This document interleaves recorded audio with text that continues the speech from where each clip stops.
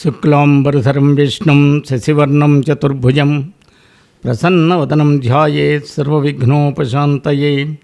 గురుబ్రహ్మ గురుర్విష్ణు గురుదేవో మహేశ్వరః గురుః సాక్షాత్ పరబ్రహ్మ తస్మై శ్రీగురవే నమః. వ్యాసం వసిష్ఠనప్తారం శక్తేః పౌత్రమకల్మషం పరాశరాత్మజం వందే సుఖతాతం తపోనిధిం. నారాయణం నమస్కృత్య నరం చైవ నరోత్తమం దేవీం సరస్వతీం వ్యాసం తతో జయముదీరయేత్. వసుదేవసుతం దేవం కంసచాణూరమర్దనం దేవకీ పరమానందం కృష్ణం వందే జగద్గురుం. భాగవత కథాసుధలు 146వ భాగానికి స్వాగతం సుస్వాగతం. శ్రీకృష్ణ లీలలు మనం శ్రవణం చేస్తున్నాం. శ్రీమద్భాగవతంలో ఈ లీలలు మధురాధిమధురములైనవి, మనోహరమైనవి, హృదయాన్ని ఆనందభరితం చేసేవి. ఇటువంటి లీలల్లో చోరతనం అంటే నవనీత చోరతనం ప్రస్ఫుటంగా కనపడుతుంది. ఆ నవనీతాన్ని దొంగిలించి, పాలు పెరుగు దొంగిలించి చోర విద్యలో ప్రవీణతని ప్రదర్శించారు బాలకృష్ణుడు. ఆ బాలకృష్ణుడు చేసిన అల్లర్లని యశోదకి వచ్చి ఒక్కొక్క గోపవనిత ఎలా చెప్పిందో మనం కిందటి భాగంలో శ్రవణం చేశాం. ఆ భాగాలు అయిన వెంటనే, గోపకాంతల యొక్క మాటలు అవి అయిన వెంటనే యశోద వారికి సమాధానం చెప్తోంది. చన్ను విడిచి చనడిట్టలు చన్ను విడిచి చనడిట్టటు ఎన్నడు పొరిగిండ్లి త్రోవ ఎరుగడు నేడుం కన్నులు తెరవని మా ఈ చిన్న కుమారుకుని రవ్వసేయం తగునే. ఓ గోపకాంతలారా, ఏం మాటలు మాట్లాడుతున్నారు అంటోంది యశోద. నా ఈ చిన్ని కృష్ణుడు నా ఒళ్ళో ఉండి పాలు తాగడం మాని ఎక్కడికి వెళ్ళడు. అసలు మా ఇల్లు తప్ప ఇరుగు పొరుగు ఇండ్లంటే వాళ్ళకి తెలియదు. అంతేకాదు, ఇప్పటిదాకా ఇంకా కండ్లు కూడా పూర్తిగా విప్పని ఇంత చిన్న పిల్లవాడిని పట్టుకుని వానిపై ఇంత అపనిందరు వేస్తారా? మీకు తగునా అంటే తగదని భావం. అన్యమెరుగడు తన ఎంత ఆడుచుండు మంచివాడీతడు ఎగ్గులు మానరమ్మ రామలార త్రిలోకాభిరామలార తల్లులార గుణవతీమ తల్లులార. మనకిష్టం లేకపోయినా సరే ఆ నిందలు వేసిన వాడిని పొగడ్డం అనే సంప్రదాయం అప్పుడు కూడా ఉండేదన్నమాట. అన్యమెరుగడు తన ఎంత ఆడుచుండు మంచివాడీతడు ఎగ్గులు మానరమ్మ రామలార త్రిలోకాభిరామలార తల్లులార గుణవతీమ తల్లులార. యశోద అంటోంది ఆ గోపకాంతలతో, ముల్లోకాల్లో అందమైన గోపవనితలారా, చక్కని గుణములు గల ఆడువారిలో శ్రేష్ఠులారా, నా చిన్ని కృష్ణుడు తమంతట తామేదో కూర్చుని ఆడుకుంటాడే తప్ప ఇతర విషయాలేమీ తెలియనివాడమ్మా. మా వాడని కాదు కానీ ఇతడెంతో మంచి బాలుడమ్మా. ఎందుకు అనవసరంగా నోరు పారేసుకుని నా బిడ్డడిపై నిందలు మోపుతూ రచ్చ చేస్తారు? ఇప్పుడైనా మానండమ్మా అని యశోద చెప్పింది. ఎలాగో చెప్పి వాళ్ళని పంపించి వేసింది. ఇలాంటి లీలలు పరమాద్భుతాలు. వ్యాస భాగవతం, పోతన భాగవతంలో ఎంతో అందంగా వర్ణించారు, విశేషంగా వర్ణించారు.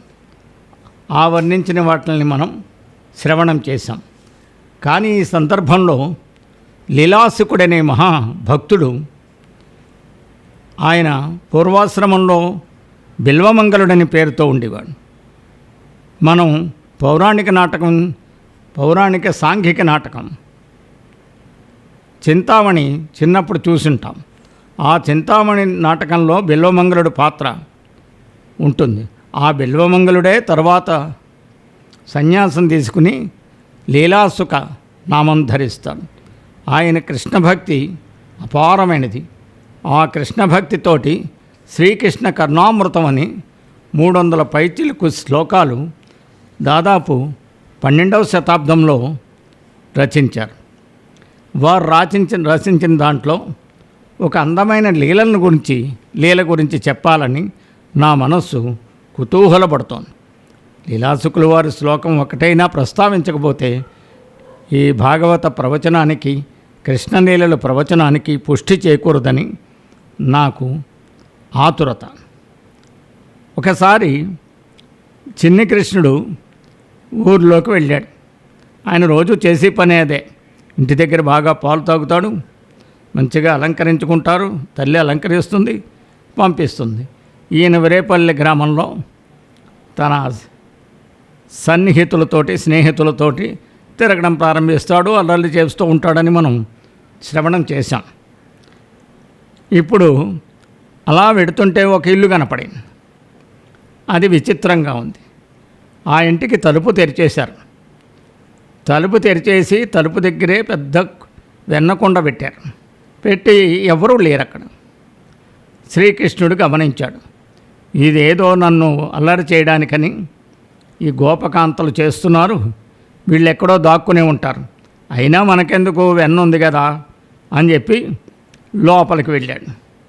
అక్కడికి వెళ్ళి ఆ వెన్నకొండలో చేయి పెట్టాడు. చేయి పెట్టిన వెంటనే చాటుగా దాక్కున్న గోపకాంతలలో ఒక ఆవిడ వచ్చి ఆయన చేయి పట్టుకుని అంటోంది, కస్త్వం బాల, ఎవర్రా నువ్వు పిల్లాడా అని అడిగింది.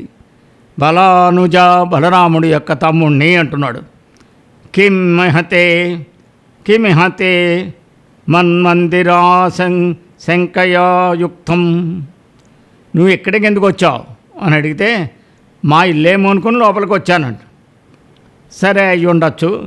తన్నవనీత పాత్ర వివరే హస్తం కిమర్థం న్యసే, ఈ నవనీతంతో ఉండిన కుండలో చెయ్యి ఎందుకు పెట్టావు అని అడిగింది ఆవిడ. అడిగితే, మాత కంచనవశ్యకం మృగయితుం మాగా విషాదం క్షణం దిత్యేనం వరపల్లవీ ప్రతివచ కృష్ణస్య పుష్ణాతునః. మాత అంటే ఓ తల్లి, కంచనవశ్యకం అంటే ఏమిటంటే, ఆయన ఓ దూడ ఒకటి తప్పిపోయింది మన పల్లెలో, ఆ దూడ ఏమన్నా కుండలో దొరుకుతుందేమో అని చెయ్యి పెట్టి వెతుకుతున్నాను అన్నాడు. దీనికే ఎంత బాధపడిపోతావేమిటమ్మా అన్నాడు. కుండలో దూడ ఉందని వెతుకుతున్నావా అని చెప్పి ఆ కృష్ణుడి చెయ్యి వదిలిన వెంటనే ఆయన పారిపోయాడు. అటువంటి చిన్ని కృష్ణునికి నేను నమస్కరిస్తున్నాను అని లీలాసుకుల వారు చెప్తున్నారు. కస్త్వం బాల బలానుజ కిమహతే మన్మందిరా శంకయా యుక్తం తన్నవనీత పాత్ర వివరే హస్తం కిమర్థం న్యసే. మాతః కంచనవశ్చకం మృగయితుం మాగా విషేదం క్షణాః దిత్యేనం వరపల్లవీ ప్రతివచః కృష్ణస్య పుష్ణాతునః. లీలాసుకుల వారు ఎంతో పరవశిస్తూ శ్రీకృష్ణుణ్ణి చిన్ని కృష్ణుడిగా, వెన్న దొంగగా దర్శిస్తూ మనకిచ్చినటువంటి అమృతమయమైనటువంటి శ్లోకాన్ని ఇప్పుడు మనం ప్రస్తావించుకున్నాం. అదేవిధంగా మధుసూదన సరస్వతి, నారాయణీయం రాసిన నారాయణ భట్టత్తరి, మహాకవి క్షేత్రయ్య, ఇలాంటి వారు ఎంతోమంది శ్రీకృష్ణుని యొక్క బాలలీలలని, కృష్ణలీలలని స్మరిస్తూ అనుభవిస్తూ ఎన్నో శ్లోకాలు, పద్యాలు, పాటలు రాశారు. అవన్నీ మనందరికీ మధురాతి మధురమైనవి, వీలున్నప్పుడల్లా చదువుకోదగినవి, జ్ఞప్తికుంచుకోవలసినవి. ఈ విధంగా అయిన వెంటనే ఒకసారి ఏమైందంటే, శ్రీకృష్ణుడి మీద బలరాముడు ముందుకు మిత్రులంతా వచ్చి, వీడు మన్ను తింటున్నాడు అన్నారు. మన్ను తింటున్నాడు అని తల్లికి చెప్పారు, యశోదకి. చెప్పిన వెంటనే ఆమె కోపం వచ్చింది. రే నాన్న, మన్నెందుకురా తింటావు? మన ఇంట్లో తిండి తినడానికి వెన్నలేదా, పాలు లేవా, పెరుగు లేవా, నీకేం పెట్టట్లేదా? మీ అన్నయ్య మీ చెలికాండ్రు నిన్ను తిన్నామని చెప్పారు.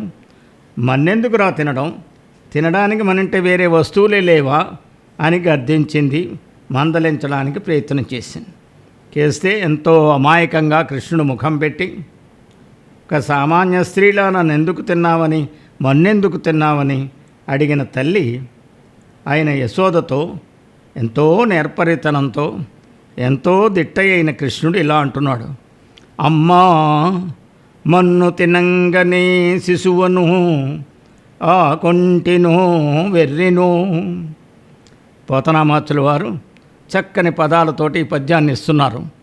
అమ్మా, మన్ను తినంగనే శిశువను, ఆ కొంటినో వెర్రెనో, నమ్మం చూడకు వీరి మాటలు మదిన్, నన్నీవు కొట్టంగ వీరి మార్గంబు ఘటించి చెప్పెదరు, కాదే నిన్ మదీయాస్య గంధమాఘ్రాణము చేసి, నా వచనముల్ తప్పైన దండింపవే. అమ్మా, మన్ను తినంగనే శిశువునో, ఆ కొంటినో వెర్రెనో, నమ్మం చూడకు వీరి మాటలు మదిన్, నన్నీవు కొట్టంగ వీరి మార్గంబు ఘటించి చెప్పెదరు, కాదే నిన్ మదీయాస్య గంధమాఘ్రాణము చేసి, నా వచనముల్ తప్పైన దండింపవే. తల్లి, ఏమిటి వీడు నువ్వు చెప్పేది? మన్ను తినడానికి నేనేమన్నా పసివాడినా? ఏమైనా ఆకలితో ఉన్నానా? లేదా తెలివి లేనివాడినా? ఈ అన్నయ్య గోపాలురు ఏం చేశారంటే, నీతో చెప్పిన మాటలు నమ్మకమ్మా. నన్ను నీవు కొట్టాలని వాళ్ళు అలా చెప్పారు. ఒకవేళ నా మాట నమ్మకపోతే నా నోరు వాసన చూడమ్మా, అప్పుడు నేను అనేది తప్పైతే తప్పకుండా శిక్షించవచ్చు అని అమ్మతో చెప్పి, తన ప్రేమకు పుట్టేలా మెల్లగా తల్లిని తాను అన్నమాట నిజమని నమ్మేలా చేసి, సామాన్య మనిషిలా కాకుండా లోక కళ్యాణార్థం విలాసంగా చిన్ని కృష్ణుడుగా పుట్టిన కృష్ణ పరమాత్మ తల్లికి తన నోరు తెరిచి ముఖాన్ని చూపగానే ఆమె విస్మయం చెందింది.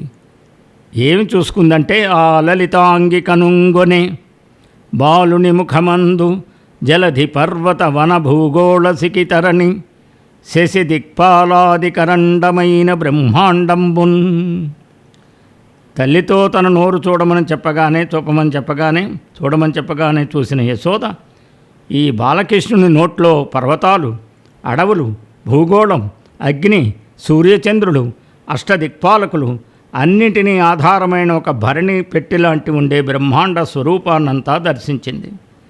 అప్పుడు అనుకుంటోంది, ఆశ్చర్యపడిపోయింది. కలయో వైష్ణవమాయయో ఇతర సంకల్పార్థము సత్యము, తలపన్నేరక ఉన్నదానను యశోదయదేవిగాను, పరస్థలము బాలకుడెంత ఈతని ముఖస్తంభై, అజాండంబు ప్రజ్వలమైయుండుటకేమి హేతువో, అమరాశ్చర్యంబు చింతింపగన్. కలయో వైష్ణవమాయయో ఇతర సంకల్పార్థము సత్యము, తలపన్నేరక ఉన్నదానను యశోదాదేవిన్ కాను, పరస్థలము బాలకుడెంత ఈతని ముఖస్తంభై, అజాండంబు ప్రజ్వలమైయుండుటకేమి హేతువో, మహాశ్చర్యంబు చింతింపగన్. ఆ చిన్ని కృష్ణుని నోట్లో బ్రహ్మాండాన్ని చూసింది యశోద. పరిపరి విధాల ఆలోచనలకు గురైంది. ఏమిటి నే కలగంటున్నానా, లేదా ఇది విష్ణుమాయ? ఇందులో వేరే సంకల్పాలు ఏమన్నా ఏర్పడిన విషయం ఏమైనా ఉందా? నిజమేనా? అది అని ఊహించలేకపోతున్నాను, ఇది అని ఊహించలేకపోతున్నాను. అసలు నేను యశోదనేనా? ఇది మేమున్న రేపల్లె ప్రదేశమేనా, లేక మరో చోట? ఈ పశుబాలుడు ఎంతవాడు, అతని ముఖంలో కనిపించి ప్రకాశిస్తున్న బ్రహ్మాండం ఉండడానికి కారణం ఏమిటో ఆలోచిస్తుంటే ఆశ్చర్యంగా ఉంది అని. సామాన్యమైన గోపాలుడుగా లీలారూపంలో ఉండే అతని ముఖంలో సమస్త చరాచర ప్రపంచం ఇలా ఎమిడి ఉంటుంది. కాబట్టి ఇది పసివాడిలా కనపడుతున్నాడు కానీ విశాల విశ్వాన్నంతటినీ తనలో ఇముడ్చుకున్న పురాణ పురుషుడైన విష్ణుమూర్తి అయి ఉంటాడు. ఇదే వాస్తవం అని ఒక నిశ్చయానికి వచ్చింది. ఏ మహాత్ము వలన ఈ విశ్వరూపంబు కానబడిన బుద్ధి కంపమయ్యే ఆ మహాత్ము విష్ణు అఖిల లోకాధాము ఆర్తులెల్లబాయ ఆశ్రయింతు. ఏ మహాపురుషుడి యొక్క దయ వలన నా బుద్ధి భ్రమించిందో అట్టి సకల లోకాధారుడైన మహామహిమాన్వితుడైన విశ్వవ్యాపకుడైన విష్ణుమూర్తినే నా బాధలను పోగొట్టడానికి ఆశ్రయిస్తాను, సేవిస్తాను. ఈ నోట్లో ఏమేం కనపడుతున్నాయి? నేను, నాతో పాటు నా పెనిమిటి, ఆవులు, గొల్లపల్లి కాపాలకులు చిన్న బాలుని అందమైన ముఖాన్ని చూస్తూ అసలు విషయం తెలుసుకోలేక మోహంలో పడిపోయాం. కానీ మాకు ఇతడే ప్రభు అని సరాచరాత్మక స్వరూపుడు, సర్వాంతర్యామి అయిన విశ్వాధారుడు అని ఆమె నిర్ధారణకు వచ్చినప్పుడు ఆమె మీద వైష్ణవమాయ ప్రసరింపజేశాడు చిన్ని కృష్ణుడు. ప్రసరించగానే మామూలు యశోద అయిపోయింది. ఈయన వెళ్ళి అమ్మ అమ్మ పాలయ్యమ్మ ఆకలేస్తోందమ్మా అని కుదపడం ప్రారంభించాడు. వెంటనే ఆ పిల్లవాడిలాగే ఆయన చూసి శ్రీకృష్ణుని చూసి ముద్దు పెట్టుకుని పాలివ్వడం ప్రారంభించింది. అది ఒక గొప్ప వైష్ణవమాయ. ఓ పరీక్షిన్ మహారాజా అంటున్నారు సుఖబ్రహ్మ, యశోద ఒక జడత్వం పొందింది, జ్ఞానం కోల్పోయింది. విశ్వాధారుడు అతడని చెప్పక ఆ కృష్ణుణ్ణి తన చిన్న కొడుకే అంటూ తొడపై కూర్చోబెట్టుకుని ఎంతో కుతూహలంతో ముద్దులాడింది అని చెప్పారు. అప్పుడు పరీక్షిన్ మహారాజు అంటున్నారు, జగదీశ్వరునకు జగదధీశ్వరునకు తన్నిచ్చు తల్లిగా, జగదధీశ్వరునకు తన్నిచ్చు తల్లిగా ఏమి నోమునో చెయ్యి యశోద, పుత్రుడనుచు అతని పోషించు తండ్రిగా నందుడేమి చేసే నందితాత్మ. నిత్యానందాన్ని అనుభవించే సుఖమహర్షి అంటున్నారు పరీక్షిత్ మహారాజు. విశ్వాధారుడైన విష్ణుమూర్తికే చనుబాలిచ్చిన యశోద ఎలాంటి పుణ్యవ్రతాలు ఆచరించిందో అలాగే ఆ కృష్ణుణ్ణి పోషించి పెద్ద చేసే తండ్రిగా ఈ నందుడు ఏమి తపస్సు చేశాడో కదా. ప్రబ్బిన భక్తిపై భక్తిని హరిపై గబ్బంబుల చెప్పి కవులు కైవల్య శ్రీ కబ్బుదురంట, హరిపోషణమబ్బిన తల్లిదండ్రులెచ్చటి కబ్బుదురోతుదిన్. ప్రబ్బిన భక్తిని హరిపై గబ్బంబులు చెప్పి కవులు కైవల్య శ్రీ కబ్బుదు రంట, కబ్బుదురట, హరిపోషణమబ్బిన తల్లిదండ్రులు ఎచ్చటి కబ్బుదురోతుదిన్. ఎచ్చటికిన్ అబ్బుదురో అంటే ఎక్కడికి వసూలవుతారో అని అర్థం. ఎక్కడికి వెళ్తారు, ఎక్కడికి వసూలవుతారు. ఓ మహర్షి, లోకంలో విష్ణుభక్తితో శ్రీహరిపై కవులు కావ్యరచనలు చేసి మోక్షలక్ష్మి కటాక్షానికి పాత్రులవుతారు. మరి అట్టి శ్రీహరిని పోషించే తల్లిదండ్రులుగా ఉన్న ఈ యశోదానందులకు ఇంకెంతటి మహోన్నత స్థితి కలుగుతుందో కదా అని ఆ పరీక్షిన్ మహారాజు ఎంతో ఆశ్చర్యంతో శ్రవణం చేసి సుఖబ్రహ్మకి ప్రశ్న వేశారు. ఈ విషయం అంతా చెప్పారు. అప్పుడు సుఖయోగి అంటున్నారు, రాజయోగికిని రాజర్షి అయిన పరీక్షిత్తుకు సుఖయోగి ఇలా చెప్పసాగాడు. ఏం చెప్తున్నాడు వచ్చే భాగంలో మనం తెలుసుకుందాం. సర్వం శ్రీకృష్ణార్పణమస్తు. స్వస్తి.